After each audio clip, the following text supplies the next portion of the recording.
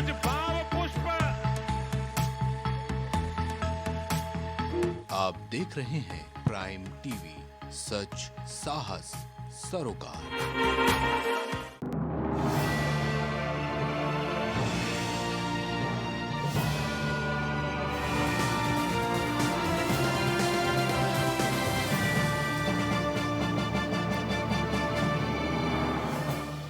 नमस्कार, आप देख रहे हैं प्राइम टीवी और मैं हूं आपके साथ नंदिनी यादव। वक्त हो गया है उत्तर प्रदेश की बड़ी खबरों का। रुख कर लेते हैं खबर की ओर। खबर चंडौस थाना क्षेत्र के अंतर्गत चंडौस कस्बे में से है, जहां पर रविवार शाम बारात पर हुए हमले के बाद अलीगढ़ में अलर्ट जारी किया गया है। वहीं इस घटना के बाद पुलिस ने दोनों पक्षों की ओर से मुकदमा दर्ज कर लिया है और मौके पर भारी मात्रा में पुलिस बल के साथ आला अधिकारी तैनात किए गए हैं। घटना के बाद चंडौस में हिंदुवादियों और राजनेताओं का जमावड़ा लगा हुआ है। वहीं राम बारात निकालने के दौरान हुए बवाल के बाद उत्तर प्रदेश सरकार के श्रम और सेवायोजन मंत्री ठाकुर रघुराज सिंह का बड़ा बयान भी सामने आया है। ठाकुर रघुराज सिंह ने बयान देते हुए कहा कि इस घटना में जो दोषी हैं उन पर कार्रवाई की जाएगी। वहीं मंत्री रघुराज सिंह ने कहा कि बवालियों पर योगी सरकार किस तरह की कार्रवाई करती है उसे सभी जानते हैं और जो इस घटना में दोषी होंगे उनके यहाँ बुलडोजर चलाकर बुलडोजर की कार्रवाई की जाएगी।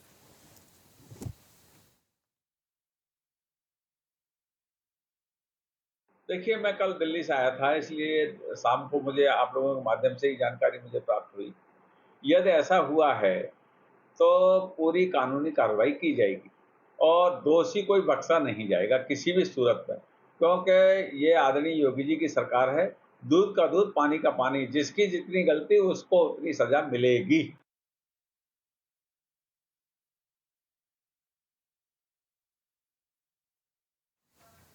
खबर यूपी के गोंडा जिले से है, जहां जिले परसपुर कस्बा के बेलसर मार्ग मौर्य नगर स्थित प्राचीन श्री शंकर मंदिर पर नवरात्रि पर्व द्वितीय तिथि पर मंदिर जीर्णोद्धार को लेकर भूमि और शिला पूजन कार्यक्रम आयोजित किया गया। मुख्य अतिथि अजय सिंह विधायक कनलगंज और वासुदेव सिंह चेयरमैन नगर पंचायत परसपुर ने पहुंचकर इस कार्यक्रम में हिस्सा लिया। पंडित राम नारायण शास्त्री ने मंत्रोच्चारण के साथ विधि विधान पूर्वक पूजा प्रतिष्ठान कराया।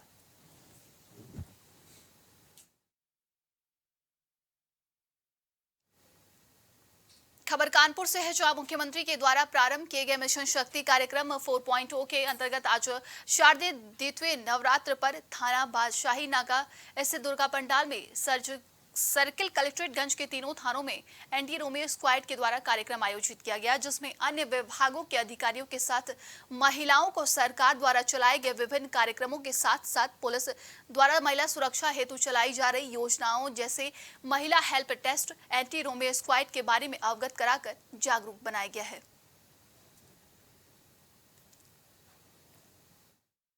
स्वावलंबन के उद्देश्य से माननीय मुख्यमंत्री जी उत्तर प्रदेश सरकार के द्वारा जो मिशन शक्ति कार्यक्रम है, उसका जो चौथा चरण अभी हाल ही में शुरू किया गया है। इसके अंतर्गत सभी थाना क्षेत्रों में नवरात्र के दौरान महिला जागरूकता के कार्यक्रम आयोजित किए जाने थे।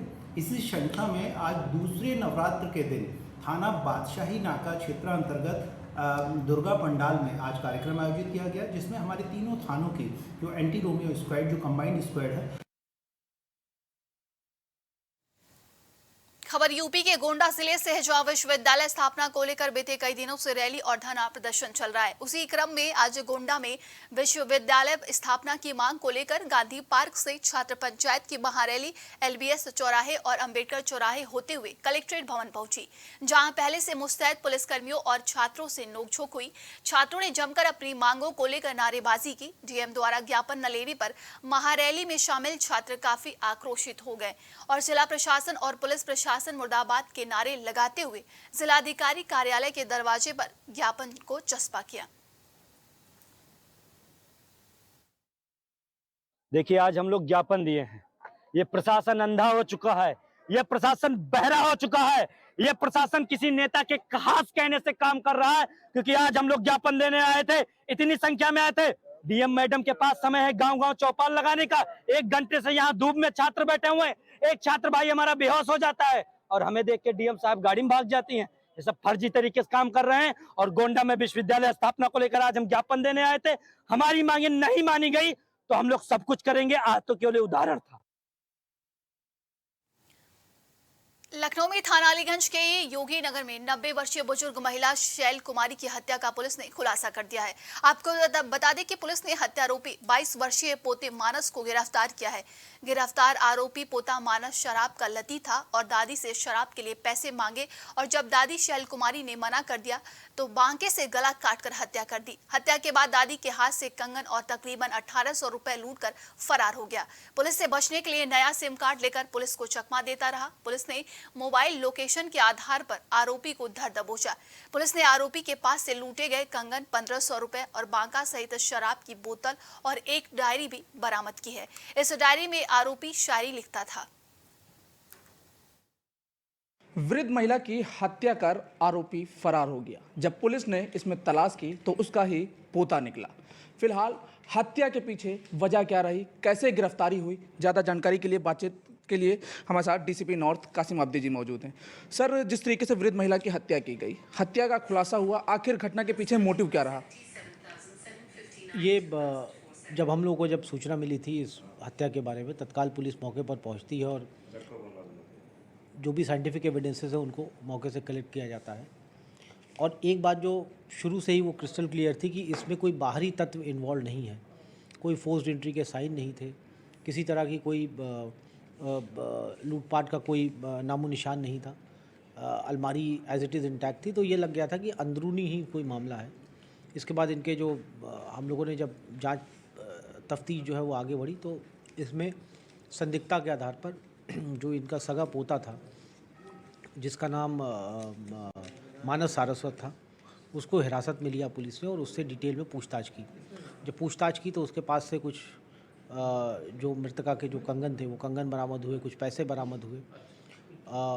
जब उससे इस विषय के बारे में पूछा गया, फिर उसके बाद जब थोड़ा टाइट होकर के जब उससे सख्ती से पूछा गया तो फिर उसने जुर्म इकबाल किया और बताया कि नशे का आदी था और कुछ पैसों के चक्कर में उसने इस पूरी घटना को अंजाम दिया। और ये जो वेपन है, मर्डर वेपन, उसको उसने जाकर के छुपा दिया था। मर्डर वेपन भी जो बाका है वो पुलिस ने बरामद किया और इस तरह से 24 घंटे में इस घटना का सफल अनावरण हुआ है। सर, घटना का खुलासा तो हो गया, जैसे कि उसने एक फिल्मी अंदाज पूरा निभाया, क्योंकि घटना के बाद पुलिस को गुमराह करने के लिए एक सिम कार्ड खरीदा और फिर सिम कार्ड पे कभी देहरादून जाने की बात कही, कभी उत्तराखंड जाने की बात कही, कभी कहीं और जाने की बात की।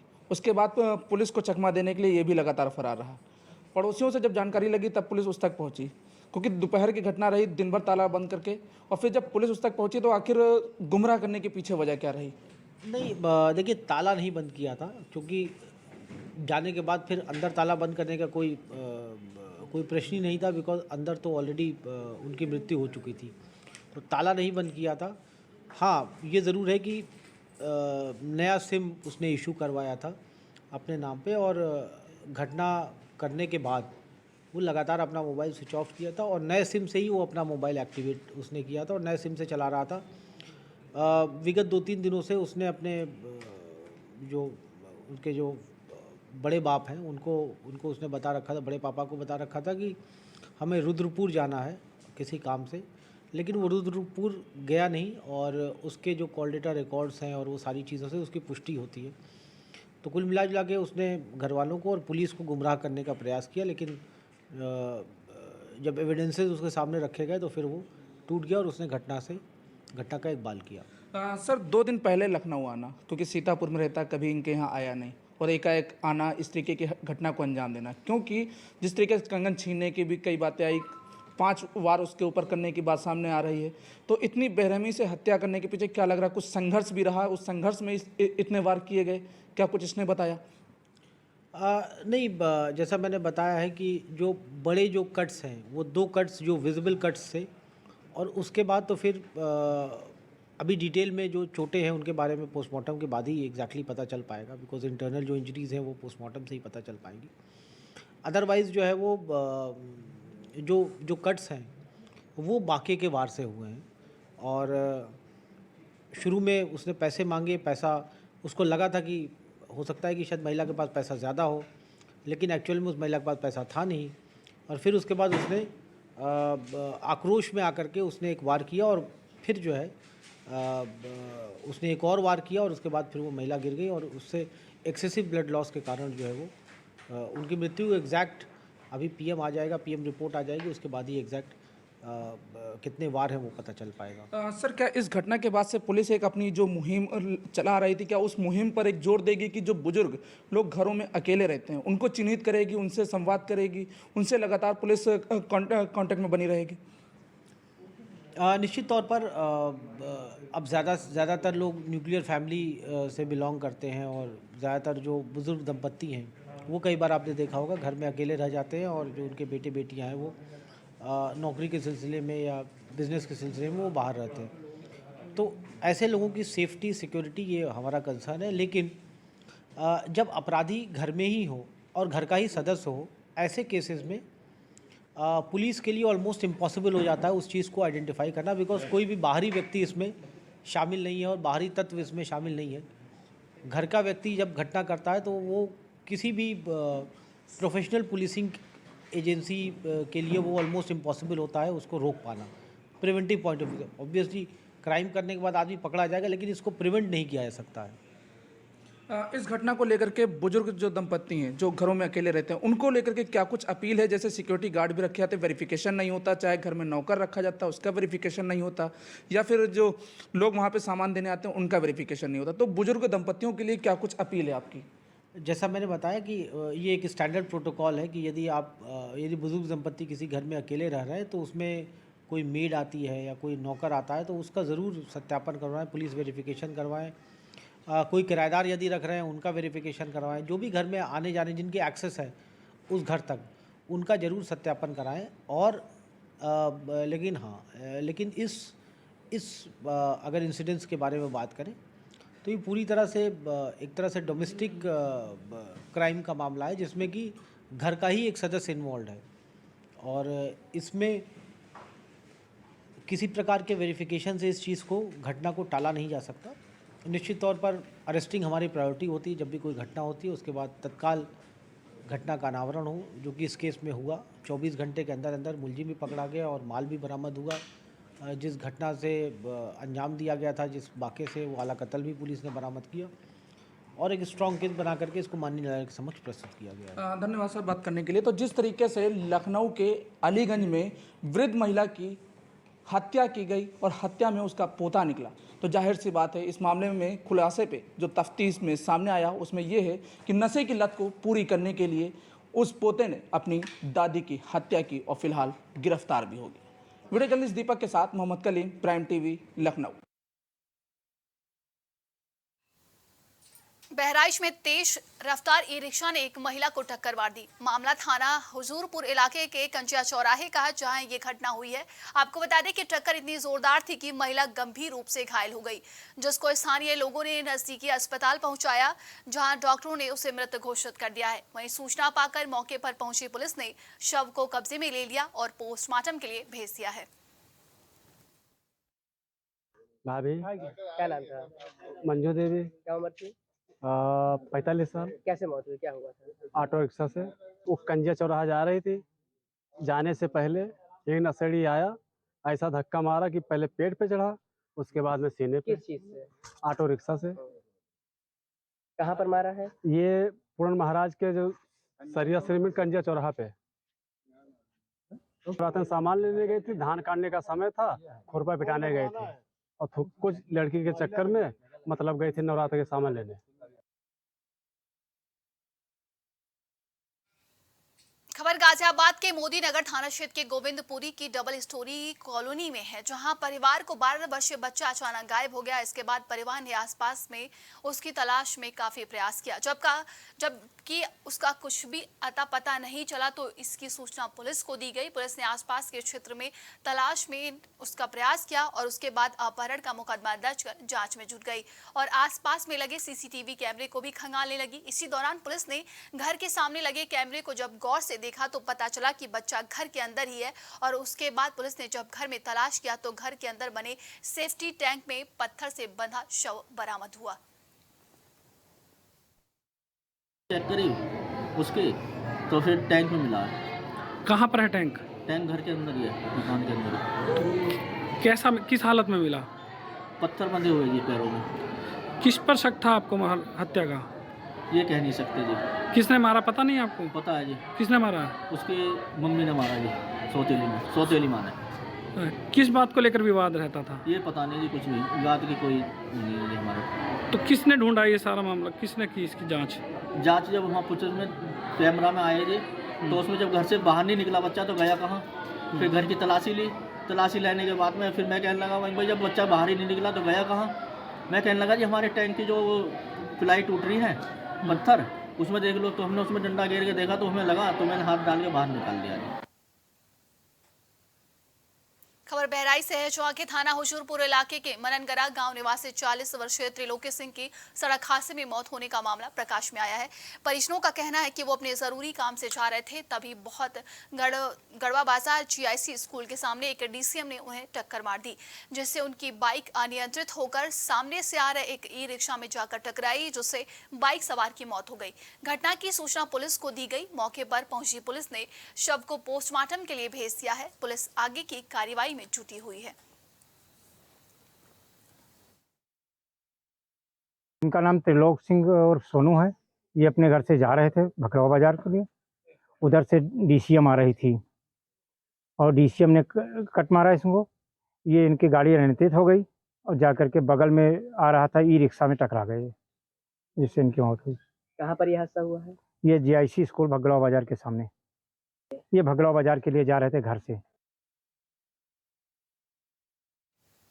खबर झांसी के पुंछ थाना क्षेत्र से है, जहां चोरों ने एक बड़ी चोरी की वारदात को अंजाम दिया, जिसमें करीब 4 लाख कीमत के जेवरात चोर चुरा ले गए। घर मालिक के मुताबिक शातिर चोर दीवार को फांदकर उसके घर में दाखिल हुए हैं और उसे कमरे के अंदर रखे बक्से और अलमारी के तले चटकाते हुए करीब 4 लाख कीमत के जेवरात पर चोरों ने हाथ साफ कर दिया। सूचना पर पहुंची पुलिस जांच पड़ताल में जुटी हुई है। बावई का नाम क्या है? रामपाल। क्या हो गया आपके घर में? चोरी कैसे क्या हुआ? रात में साहब। तो लोगों को देखा? नहीं देखा है। पता कैसे चला? सुबह 5 बजे। हाँ। तो क्या था, मतलब क्या क्या चला गया? हमारा जेवर चला हो गया पूरा। किसका था? लड़का का। कहाँ रखा था ये? कमरा में। तो आप लोग घर पे नहीं थे क्या? हम हते दूसरे कमरा में पड़ी थी। हाँ। तो क्या क्या ले गए हैं? मंगलसूत्र, झुमकी, चूड़ियाँ, हाफ पेटी। कितने कीमत का होगा? 4 लाख का। पुलिस को सूचना दी थी? हाँ। क्या कहा पुलिस ने? पुलिस आई थी, जांच करी। हाँ। जो सामान था खेतों में पड़ा मिला? खेत में। कहाँ, किस जगह? थोड़े खेत में ऐसे लम्बे हैं। आकाशपाल ग्राम बावई। क्या घटना हो गई है आपकी? चोरी हुई हमारे यहाँ पे।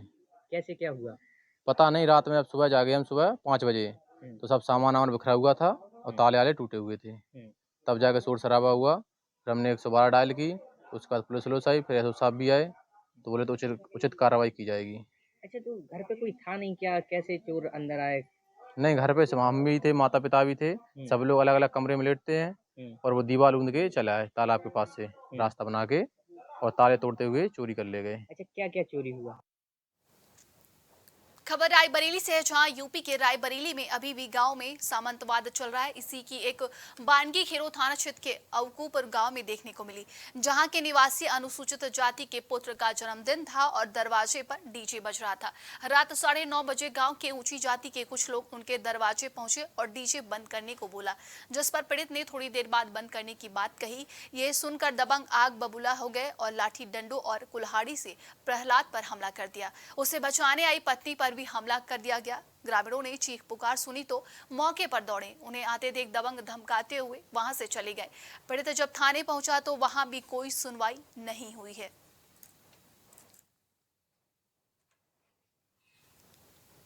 आज के लिए उत्तर प्रदेश की खबरों में बस इतना ही। देश और दुनिया की तमाम खबरों के लिए आप देखते रहिए प्राइम टीवी। नमस्कार।